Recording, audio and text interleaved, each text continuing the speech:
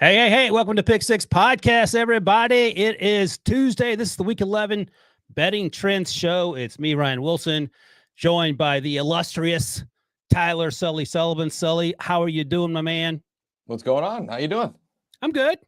So let's see what we got going on here. We're going to talk a little betting trends this week. And first, I'll get like your 15-second thought on what transpired last night in the NFC East. As a fan of the Patriots, you've seen that team be extremely successful over the last 20 years. And, sometimes you lose these sort of weird games in the middle of the season. Do you feel any differently about the Eagles now that they're 8-1? I don't know if I necessarily feel any different because they're 8-1. And like you said, you see all this all the time, these primetime divisional opponents. It always feels like those games are more close than your typical just kind of 1 p.m. kickoff type of a game. But for me, what's concerning about Philadelphia, and it's something that I said after the Houston game, it does feel like you can pressure the quarterback and it feels like you can run on this team.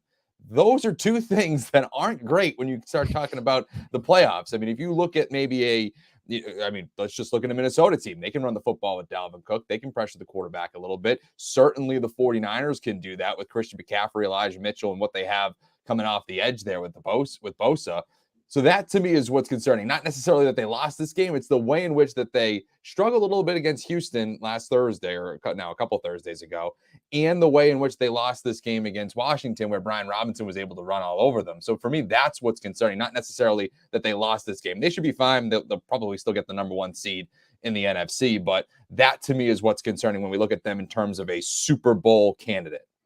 All right, you mentioned the Vikings and their ability to run the ball, and what sticks out when you say that is Dalvin Cook ripping off that 81-yarder, I believe, late in the third quarter that got the ball rolling for the Vikings in Buffalo last Sunday in that most improbable of comebacks. I mean, that was crazy on any number of levels.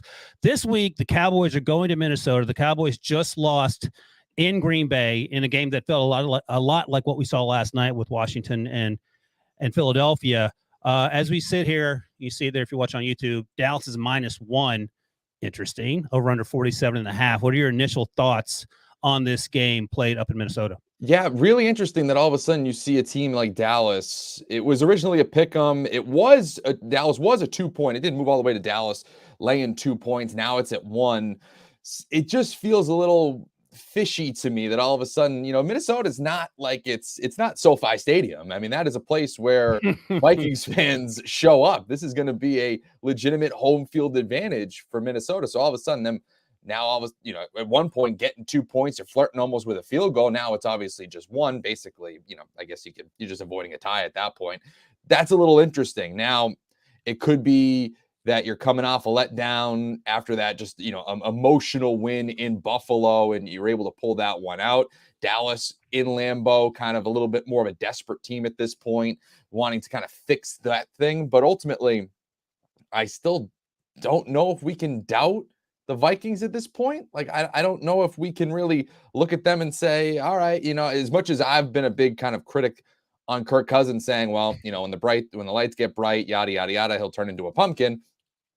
I don't know. That was a good spot for him last week. And so I don't know if I can doubt them much anymore. And when we start looking at it, I mean, the Cowboys have rebounded nicely off of losses. I don't know if that's necessarily what is moving the line in their direction, but they are 4-0 against the spread in their last 4 games after a straight up loss.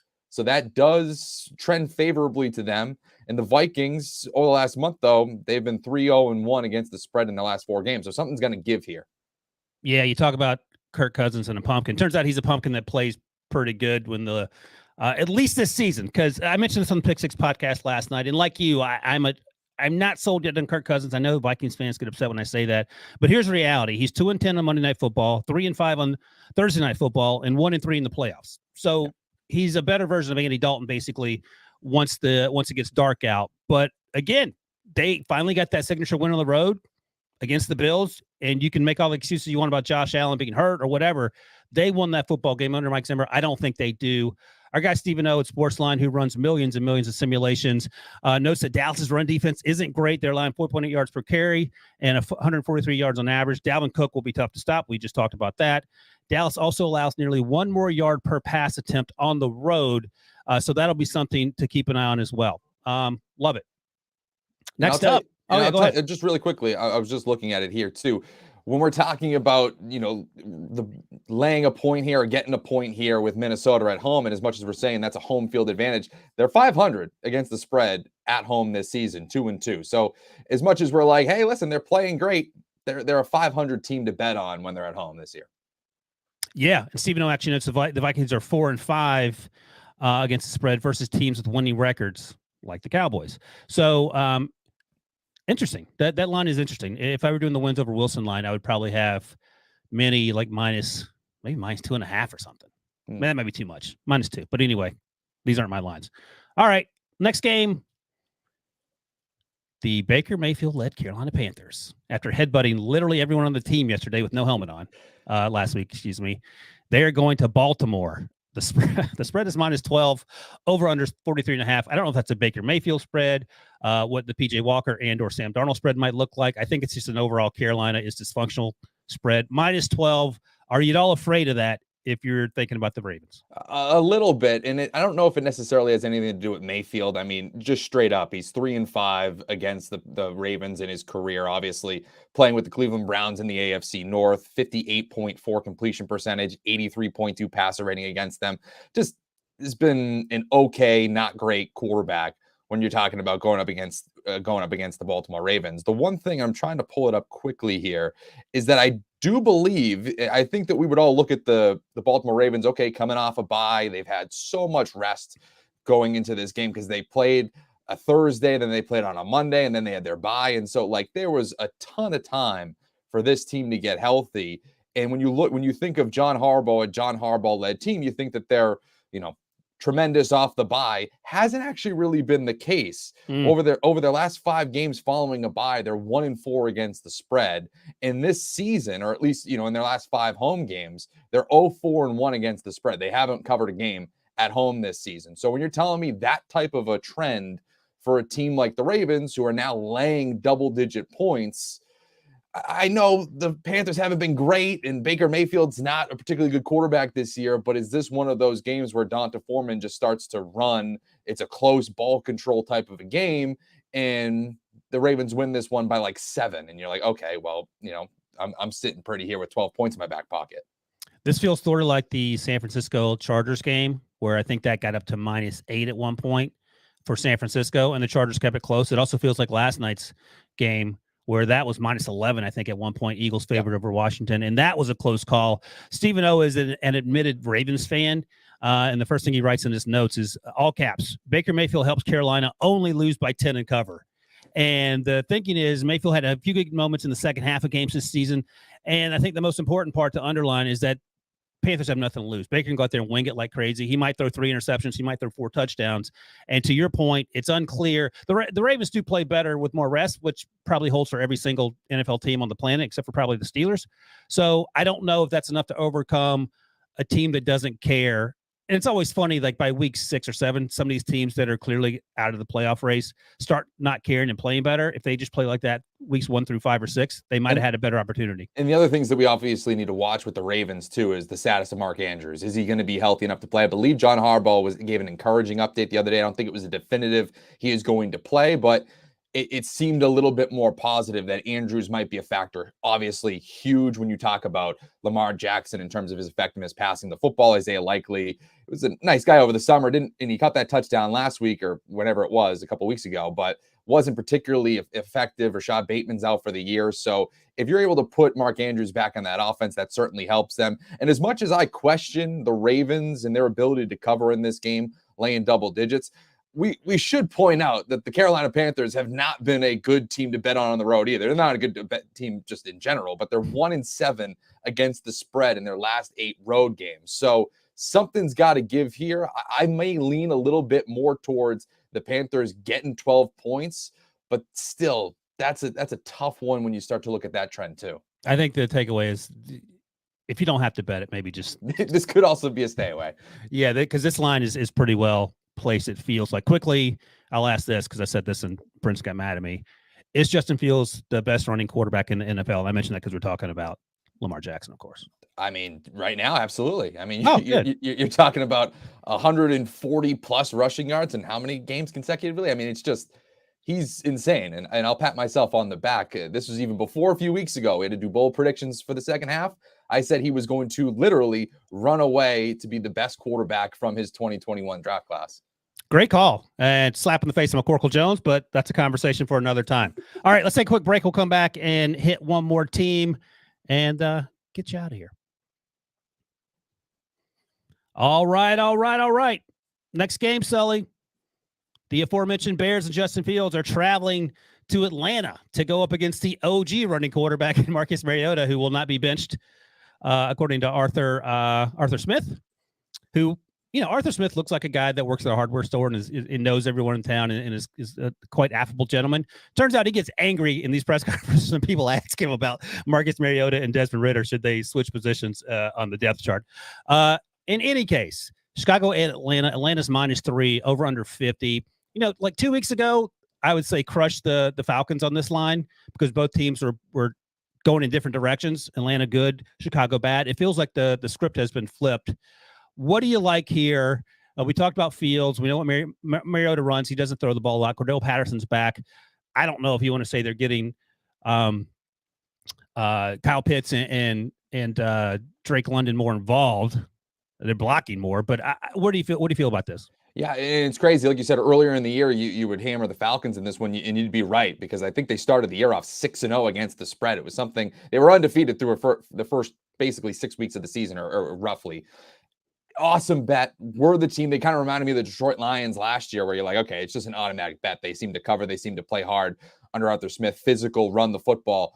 Hasn't been the case over the last few weeks. They're 0-4 against the spread in their last 4 games. They've just been a tough team to really back. And I think part of it is the play of Marcus Mariota. So I do think that the conversations about Desmond Ridder are rightfully so. Arthur Smith, like you were saying, is not going to make that move for a multitude of reasons, but I think the main one being is they are technically still in it in terms of the playoff picture. They have 3 more weeks till their bye.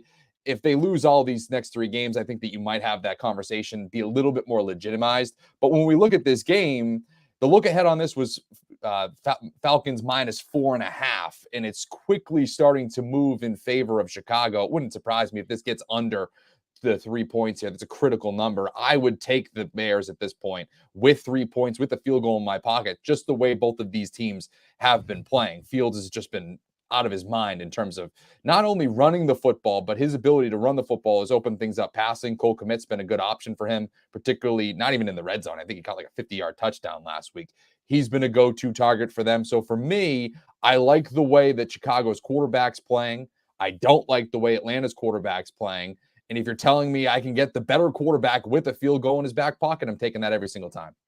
Yeah, it's funny reading Stephen O's comments, and he says in all caps, Atlanta takes advantage of a bad Bears defense, which is true, but he also notes this is not an A-rated pick because Mariota has been making horrible decisions and may get benched, which is basically what you're just saying there. Yeah. Younghoe Koo is missing uncharacteristic kicks and extra points. That's why he was shown the door in San Diego/LA.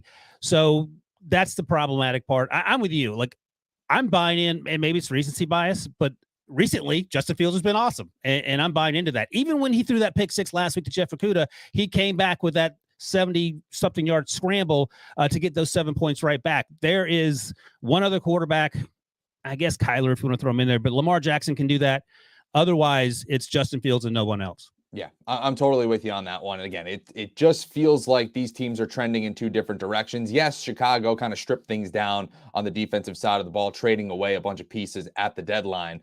But the way that Fields has been playing, it just seems like this team is kind of rolling right now, finding its identity. And I don't really love the way that Mariota has been playing. Yes, the conditions were bad last week. There was rain, there was all that kind of stuff. But just the decisions alone were head-scratching, to say the least. I mean, obviously, he had 1 interception, should have probably had like 3, especially on the one where he kind of fell to the ground, rolled, and still hucked the ball up in the air. It might be one of the worst throws I've seen, not only this season. What do you think was going through his mind when he was about to go down and said, I don't know if it's instinctual or not. Why would he throw that ball? Like, what could be the only rational explanation for doing that?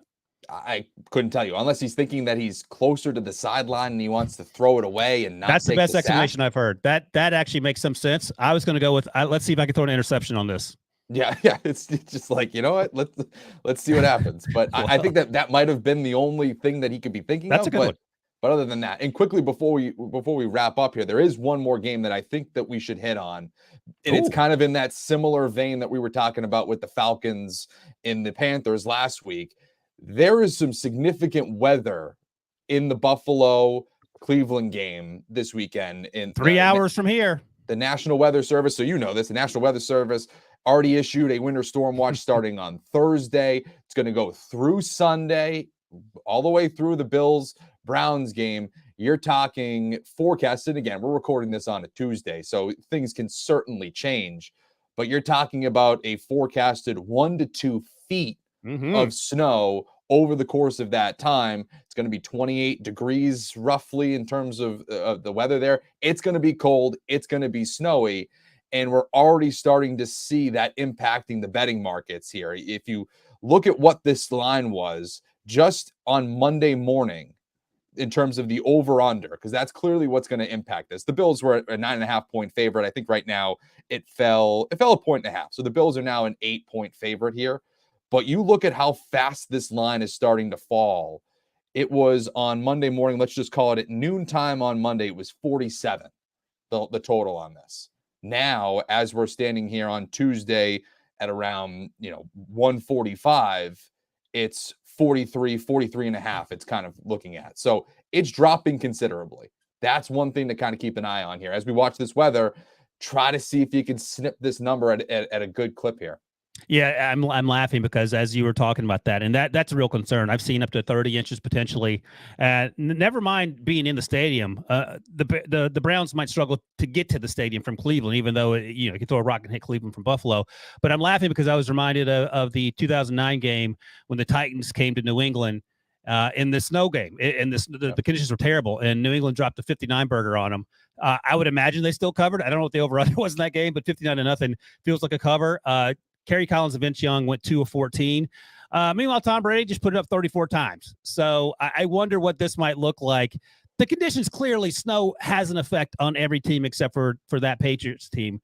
I would imagine that the numbers are going to be much lower score-wise, but this is just maybe the anomaly there. And what other thing is interesting, too, I think that you would look at both of these clubs and say, all right, well, they're both from the north. It's Cleveland, Buffalo. They're used to this kind of weather, at least, maybe not playing in feet of snow, but cold environments, snow, and you'd be used to that. I would push back on Cleveland for this instance and this instance only, because you look at what they had to deal with last week. You're talking about an absolute super swing in weather. They were playing down in Miami against the Dolphins, and the Dolphins historically love to put the opposing teams on a specific sideline because the way the sun goes into Hard Rock Stadium, they're more often than not in the shade, and the visiting team is in the sun. I was watching that game, the pregame, or the sideline report was noting that it was over 100 degrees at one point on the Browns sideline. So you're talking about a Browns team that 7 days ago, when they get into Buffalo, they were playing in 100-degree weather, and now all of a sudden you're in a frozen tundra around 28 degrees in a blizzard. That's got to do something to you mentally. As much as you are used to playing in Cleveland in the cold weather, that has to be a crazy swing that impacts you in some fashion. Never mind the mental impact of just playing in Cleveland for the Browns. I mean, that's a whole nother course. conversation. All right, a couple quick hitters here, Sully, and then we'll get out to you. Is it worth putting money on Justin Fields for MVP? We just talked about Justin a little bit. Let's see. What is he right now? I'm trying to find him.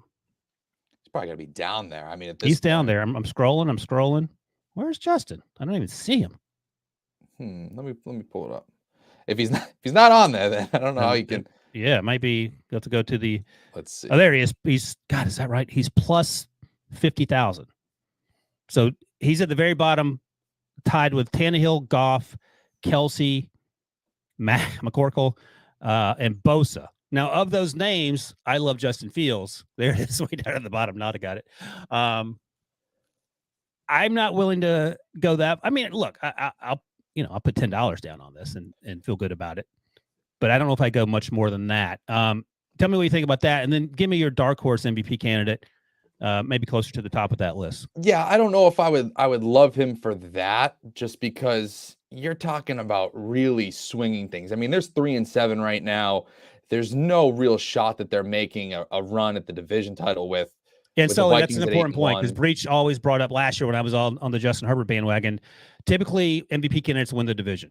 Yeah. So that's a wrap for them. In fact, I guess you would make the case and quite easily that Kirk Cousins is a better choice, even though I don't think anyone would build a team around Kirk Cousins over Justin Fields. Maybe they would. I don't know. Yeah, that to me just seems a little bit too far-fetched, but you never know. Maybe if all of a sudden he lights it up and continues to break these records, and if he does, I think he is on track to break Lamar Jackson's rushing record. I believe that that's true, or at least he's sniffing in the ballpark now for how well he's played.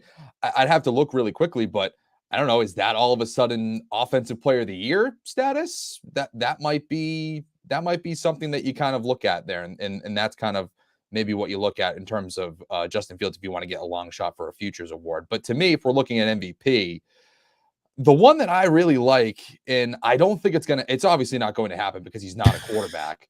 He's not a quarterback, so it's not going to happen. But Tyreek Hill to me at 50-1, and even those odds aren't particularly great right now. I feel like you could have got it you probably could have got that 101 not too long ago. But to me, he is somebody who I think makes a lot of sense, because I think that you look at what the Miami Dolphins are doing and how much Tua Tagovailoa has developed into a solid quarterback this year. I think you put that praise on Tyreek Hill and his presence. And when you start to make the case of most valuable, because we always try to parse this, that to me is the biggest difference for Miami, is the addition of Tyreek Hill and what he's done to that offense is more valuable and more significant. It contributes to what that leap that we're seeing from Tua Tagovailoa has been. So that to me would be the guy. Outside of that, I mean, maybe. I still don't think. I think Geno would be a decent one if all of a sudden they pull away and win that division. So Geno, Tua, and Jalen. Tua and Jalen are Tua's plus 500, Jalen's plus 600, and Geno's plus 6,000. Of those three, who you wanna ride with, as the kids say? I'd probably ride with Jalen Hurts, just because I feel like I am confident. Obviously they just lost, but I'd be confident that they could get the number 1 seed in the conference. He'll put up respectable numbers. And he didn't play poorly yesterday. You could point to Tua playing poorly when, of course, he had the concussion issues. Geno didn't play great in the first half in Germany. Jalen has at least been consistent. I think I'm with you on that. And the other one too, I mean, let's not. I know that this is a buy low. He's got the second best odds, but this could be a buy low opportunity for Josh Allen too at plus 500. Bad couple of weeks. He's had some turnovers, clearly dealing with the elbow, but they're still 6-3. And you could see a path where all of a sudden things start to click again. And he looks like the Josh Allen that we've all seen. And again, I don't think he was particularly bad in that game against Minnesota. He had some timely turnovers that were awful, obviously. But when we're talking about the elbow, I didn't think it impacted him too much. And he was still able to be effective running the football. So if all of a sudden he gets healthy and things start to click for him, I could easily see this turning into a Patrick Mahomes plus 120 and Josh Allen plus 135 or something like that. And meanwhile, you can get him right now at plus 500. So maybe there's a buy low opportunity here for Allen. Yeah, and if, God forbid, Allen is out for an extended period, just hit up Sully on Twitter, and he will reimburse you. All right, what about, is there a team that strikes you that might be the best value to win their division? As we sit here, Tennessee's minus 650. Philly's minus 400. Dallas is plus 500. The Giants are plus 900. The Giants are 7-2. Tampa's going to win that division, minus 430. So the Ravens are minus 550. The Bengals are plus 480. Now, the Bengals are on the outside looking into the playoff race as we sit here. I think they're going to make a run, and that's not me being brainwashed by Breech. The Vikings are minus 6,000. That's over. Mm-hmm. What about the Dolphins at plus 230? That's the team I would probably look at. Miami. It's, as much as I just said, you could maybe buy low on Josh Allen, but there's also that other side of the coin where maybe things do kind of sputter. This is a team that I talked about with Will the other day, does just struggle mightily to win these one-score games. They're 2-3 this season in one-score games.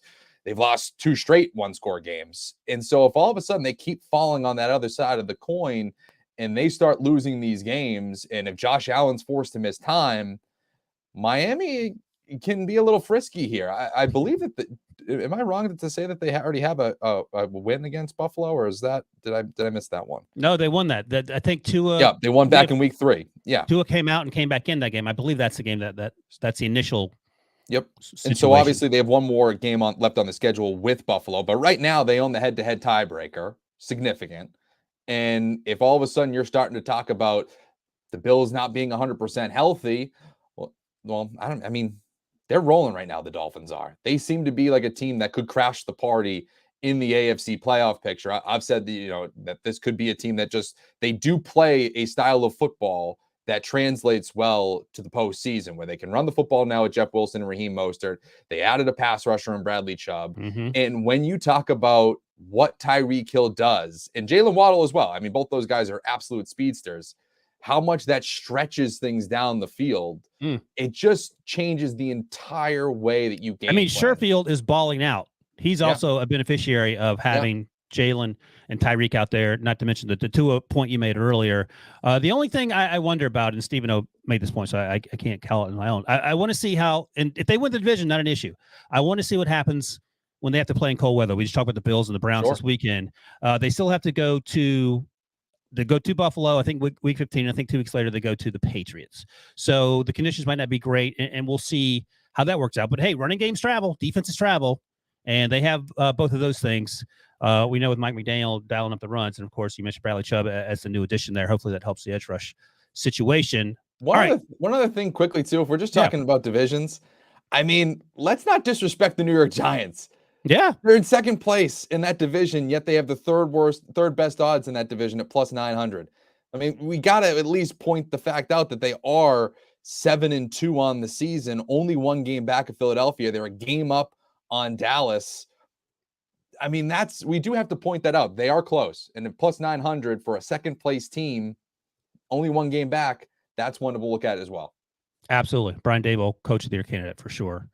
All right, that's a wrap on Week 11 Trends. Thanks for joining me, Ryan Wilson, and you, Tyler Sullivan.